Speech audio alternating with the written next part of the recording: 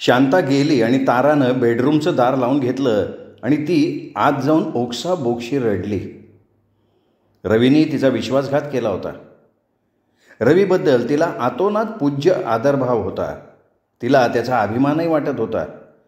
त्याच्या प्रेमाच्या ओझ्याखाली ती गुदमरत होती आणि रवीच्या मुखवट्याखाली आणखीन एक मुखवटा आहे हा शोध तिला लागला होता.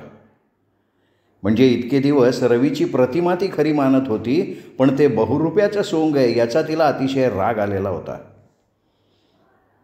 रवीचं ऑफिसच्या मीटिंगच्या निमित्तानं लवकर बाहेर पडणं, ओव्हरटाईम म्हणून उशिरा येणं, रविवारीसुद्धा काहीतरी सबबी सांगून बाहेर पडणं, या गोष्टी तिचा त्याच्यावर अंधविश्वास असल्यामुळे तिला खऱ्या वाटत होत्या. तर मैत्रिणींनी दोघांना स्कूटरवर बघणं, मुलांनी त्याला दुजोरा देणं, या गोष्टींवर तिचा विश्वास नव्हता. आणि ठेवला तरी त्यातून तिने चांगला अर्थ काढला होता. आणि आज प्रत्यक्ष याची देही याची डोळा अंतरंगत तिला बघायला मिळालं होतं त्याचं. शांताबद्दल वाटणारं प्रेम, आकर्षण, ओढ तिला जाणवली. मग तो आपल्यावर जे प्रेम करत होता ते प्रेम नाही तर नाटक आहे याचा शोध लागल्यावर तिच्या अंतःकरणाला तीव्र वेदना झाल्या. या सगळ्या गोष्टी आठवून तिच्या डोळ्यातनं अखंड अश्रुधारा वाहत होत्या. त्यामुळे उशी ओली चिंब झाली, डोळे लालबुंद झाले. तारानं दार बंद करून घेतल्यामुळे रवी अस्वस्थ झाला. त्यांनी ताराला हाक मारली, तारा तारा दार उघड. पण तारानं ओ दिली नाही, दारही उघडलं नाही. रवीनं दार ठोठावलं तरीही तिने दार उघडलं नाही. मुलांनाही हाका मारल्या पण काहीही उपयोग झाला नाही. आता रवीला काळजी वाटायला लागली की तारा खोलीत जीवाचं काही बरं वाईट तर करणार नाही ना. बरं शेजारा पाजारा नाही त्याला हाक मारता येईना, कारण त्यांना सांगणार काय. मुलांनाही कल्पना आली की काहीतरी गंभीर घडलेलं आहे आणि त्याला कारण म्हणजे मगाची ती बाई असावी असंच त्यांना वाटत होतं. दुसरं असं की ती बाई पप्पांना आरेकारे म्हणत होती, नावानं हाक मारत होती. आपल्या आईलासुद्धा ती आगतुगं करत होती. मात्र आई तिला आहोजाहो म्हणत होती. कोण असावी बरं ती बाई? आपल्या घराशी तिचा संबंध काय हे त्या बालमनांना समजत नव्हतं. तारानं दार उघडलं. तिचे डोळे रडून रडून लाल झाले होते. चेहरा पार सुकला होता. ती हताश आणि निराश दिसत होती. तिने रवीकडे ढुंकूनही बघितलं नाही. रवीची तिच्या डोळ्याला डोळा द्यायची हिंमत झाली नाही. ती बाथरूममध्ये जाऊन पुन्हा बेडरूममध्ये गेली आणि दार लावून टाकलं. या स्मशान शांततेमध्ये रात्र वाढत होती. मुलं केव्हाच झोपली होती. मात्र रवी सताड उघड्या डोळ्यांनी छताकडे बघत तळमळत होता. आता हे आपल्या अंगाशी आलेलं प्रकरण कसं निस्तरावं हा त्याला प्रश्न पडला होता. झाल्या प्रकाराबद्दल तो स्वतःला दोष देत होता. असं व्हायला नको होतं हेही त्याला पटत होतं. आपण मोहाच्या आधारी जाऊन वाहवत गेलो. पुढच्या परिणामांचं गांभीर्य आपण ओळखायला पाहिजे होतं. आपण ताराचा मिळवलेला विश्वास आपल्याच कृतीनं गमावून बसलो याची त्याला रुखरुख लागली होती. आता कितीही प्रयत्न केला तरी तो विश्वास आपण संपादन करू शकणार नाही याची त्याला जाणीव होती. ताराच्या हुंदक्यांचा आवाज बाहेर येत होता. तो दबलेला आहे तोपर्यंत ठीक, पण भावनातिरेकाच्या किंवा दुःखाच्या लाटेसरशी ती केव्हाही गळा काढून रडू शकणार होती आणि याच गोष्टीची त्याला भीती वाटत होती. रात्रीच्या नीरव शांततेत जर ताराच्या रडण्यानं अपार्टमेंटमधले लोक जागे झाले तर लोकांना सांगणार काय? आपण अपार्टमेंटमध्ये मिळवलेला लौकिक सुखी कुटुंबाचं तयार झालेलं चित्र, आदर्श पतीपत्नी म्हणून तयार झालेली प्रतिमा एका क्षणात नाहीशी होणार होती. शिवाय लोकांच्या चर्चेला खाद्य मिळणार होतं ती गोष्ट तर वेगळी. रवी बेडरूमच्या दारात आला आणि त्याने हळूच तारा तारा म्हणून हाक मारली. पण तारानं ओ नाही दिली.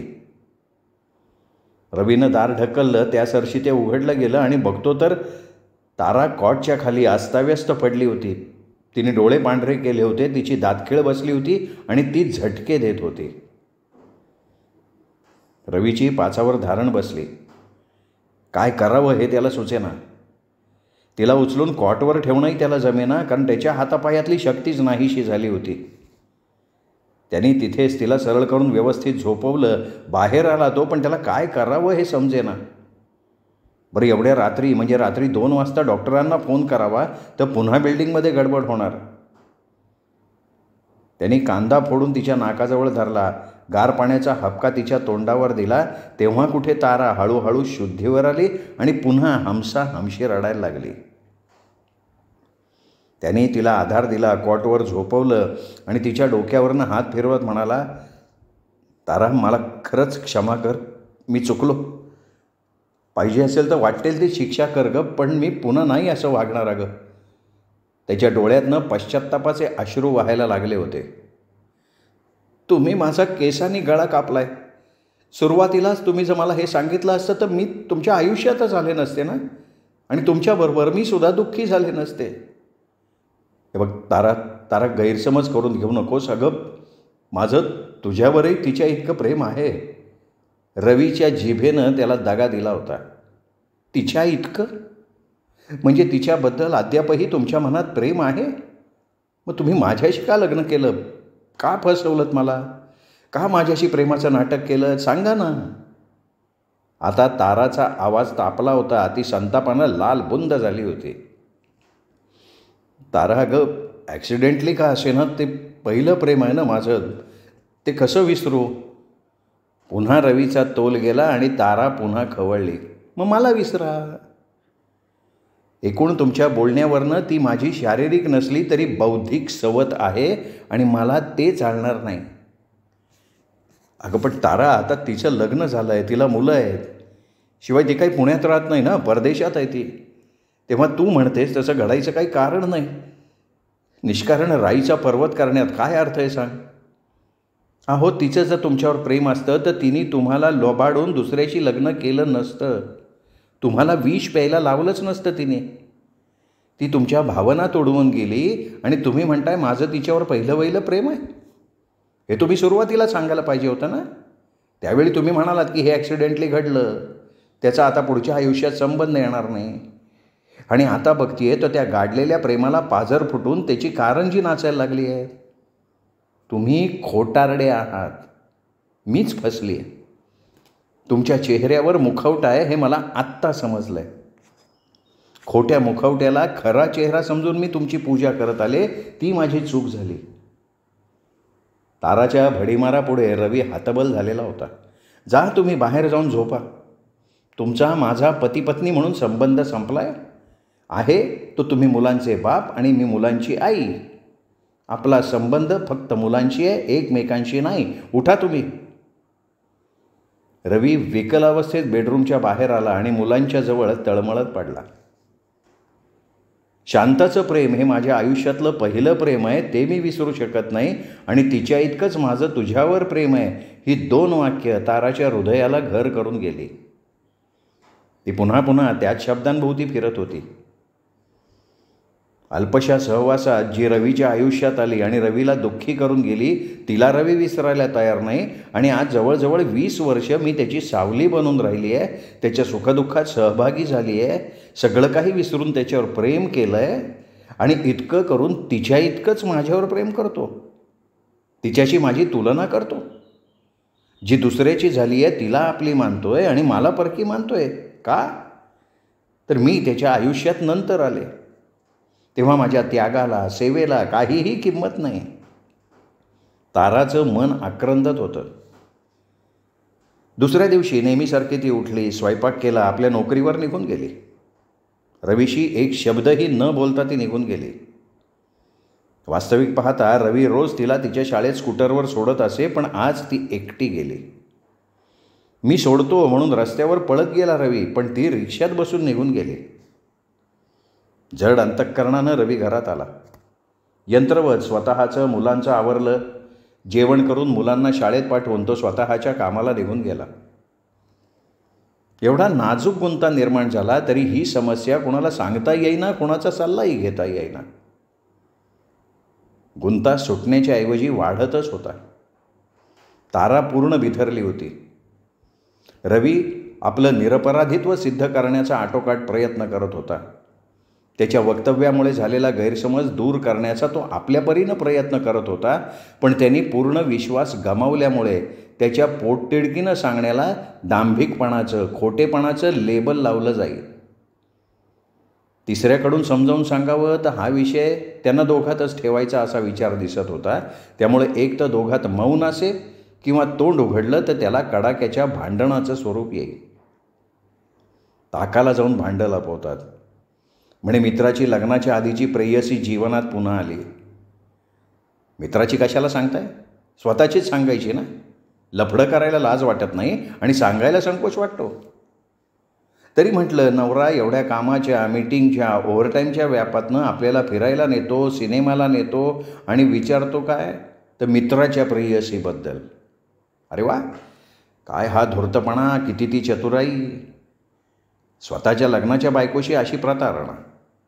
माझ्यापेक्षा ती शहाणी निघाली. तिला जी परीक्षा झाली ना ती मला झाली नाही. ती अलगद सुटली आणि मी मात्र जन्माची अडकले. नशीबच खोटं, त्याला कोण काय करणार. ताराच्या तोंडाचा पट्टा चालू होता आणि तो अशा प्रकारे नेहमीच चालू असे. कधी कधी ती स्वतःशीच बडबडत असे. त्यामुळे रवीची अवस्था शोचनीय होत असे. त्याला भीती वाटत होती, न जाणो तिच्या डोक्यावर तर परिणाम होणार नाही ना. वास्तविक पाहता शांताचा विवाह झाला असून ती संसारात रमली आहे. तिला 2 मुलं आहेत, शिवाय ती परदेशात आहे. तेव्हा ताराच्या म्हणण्याप्रमाणे ती काही रवीच्या संसारात ढवळाढवळ करणार नव्हती किंवा ती काही रवीला हिरावून घेऊ शकणार नव्हती. पण तारा या गोष्टीचा विचारच करत नव्हती. आपल्या जाण्यामुळे रवीचे वैवाहिक संबंध बिघडतील किंवा त्याच्या सुखी संसारात प्रचंड वादळ निर्माण होईल याची शांताला कल्पना नव्हती. नाहीतर ती रवीच्या घरी गेलीच नसती. पण रवीने दाखवलेल्या बेफिकिरीमुळे किंवा ओव्हर कॉन्फिडन्समुळे हा घोटाळा झाला होता. आणि त्याची प्रचिती जेव्हा रवीला आली तेव्हा तिला त्याचं गांभीर्य नव्हतं. रवीचा उतरलेला चेहरा आणि अस्ताव्यस्त अवतार बघून शांतानं विचारलं, काय रे रवी, तब्येत बरी नाही आहे का? हां, बरीच आहे म्हणायची. एक दीर्घ सुस्कारा सोडून रवी म्हणाला, काय बायकोशी भांडला बिंडलास का काय? मी कशाला भांडू अगं, तिनेच माझ्या विरुद्ध युद्ध पुकारलं आहे.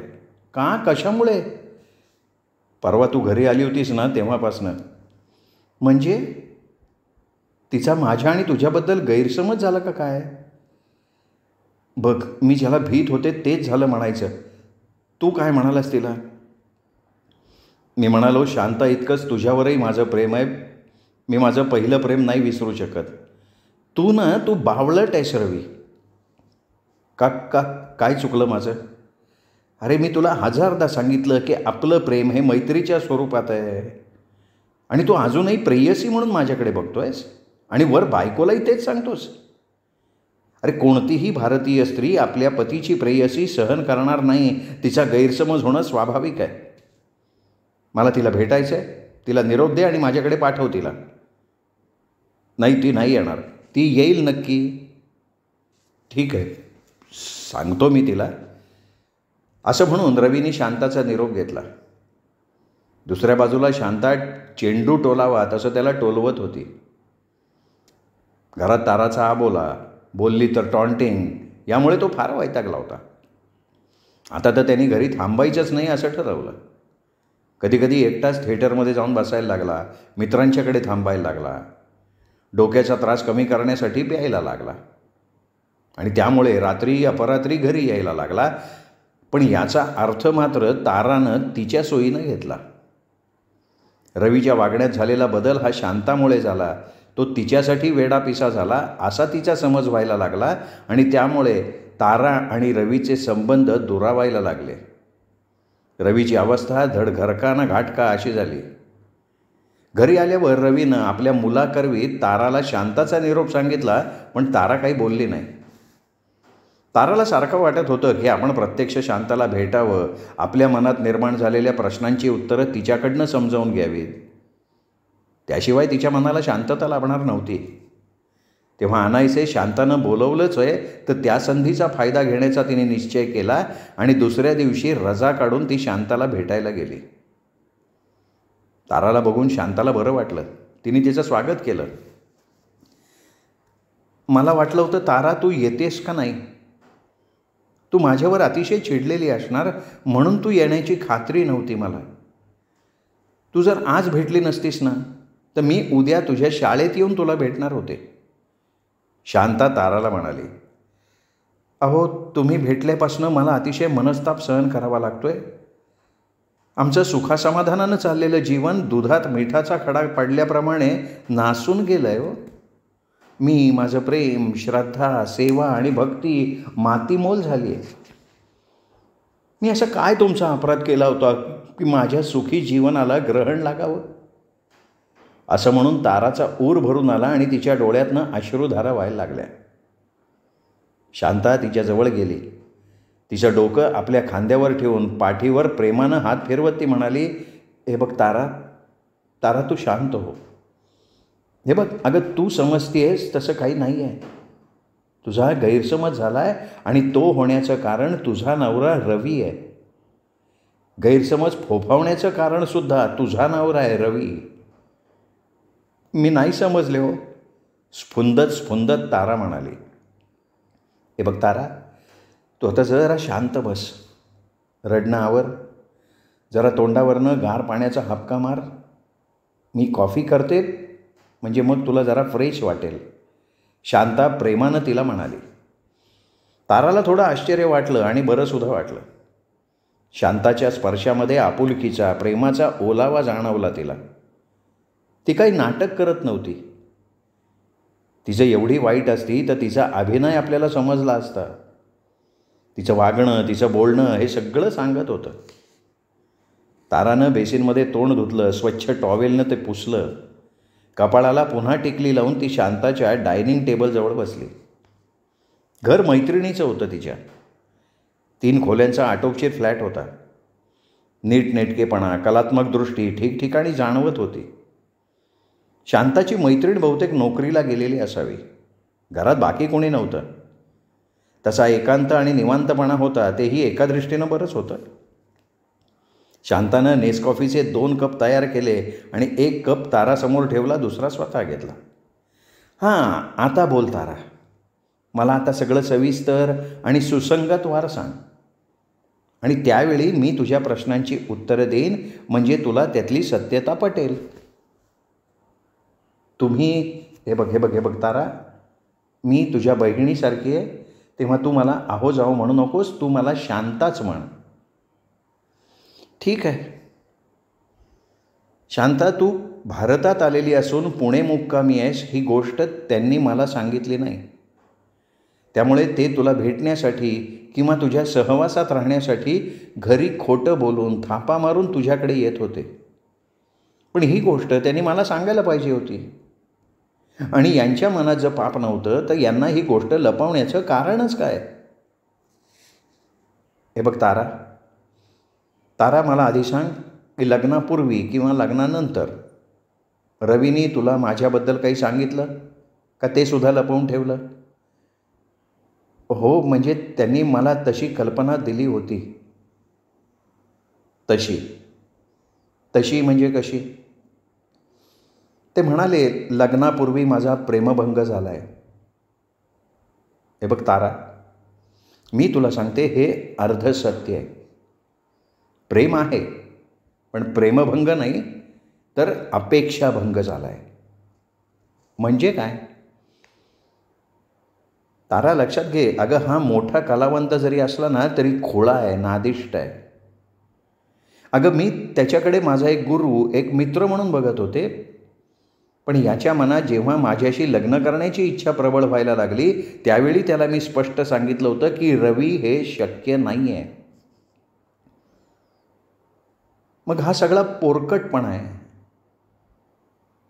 अगं एकतर्फी प्रेमाला कधी फुलं फळं येतात का?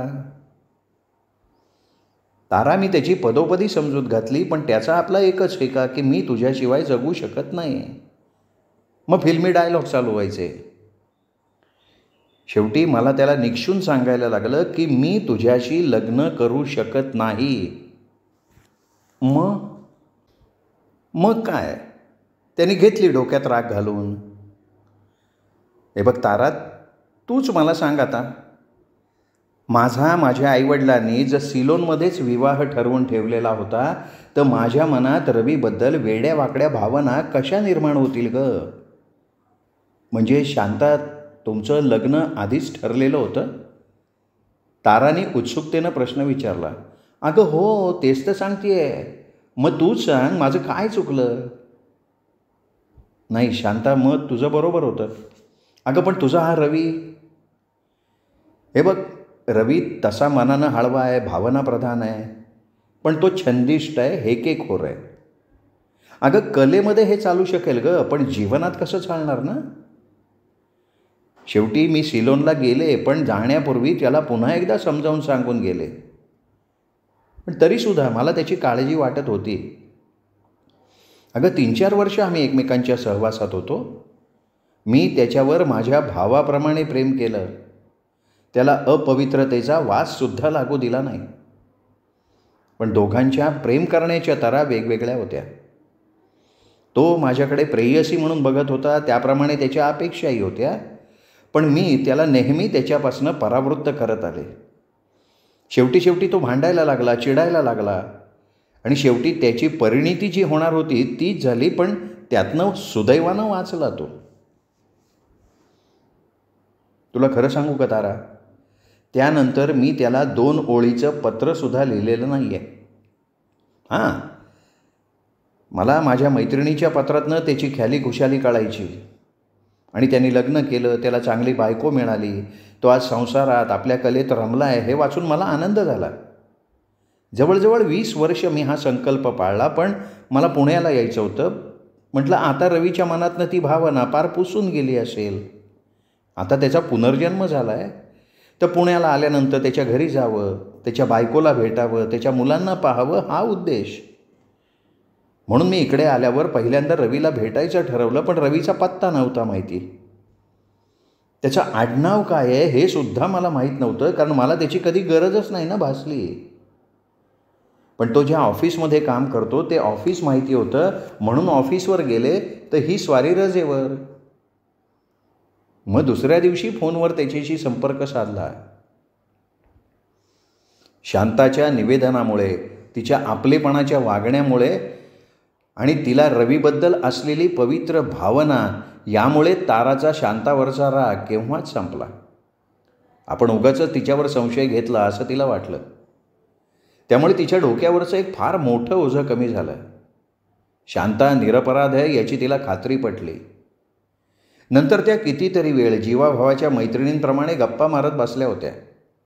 संध्याकाळचे 5 कधी वाजले हे दोघींनाही कळलं नाही. पुन्हा उद्या भेटायचं असं ठरवून त्यांनी एकमेकींचा निरोप घेऊन टाकला.